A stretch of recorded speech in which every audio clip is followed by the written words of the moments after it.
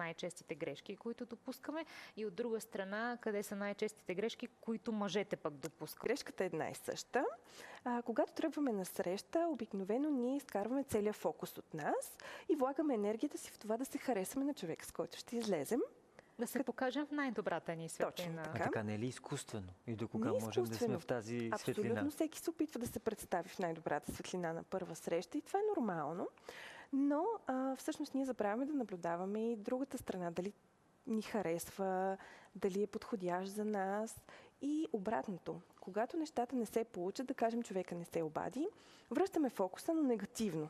Започваме. Сега говорих ли твърде малко, твърде много, как бях облечена, с нещо отблъснах ли го. Ние няма нищо общо с това, че човека не ни се обадил.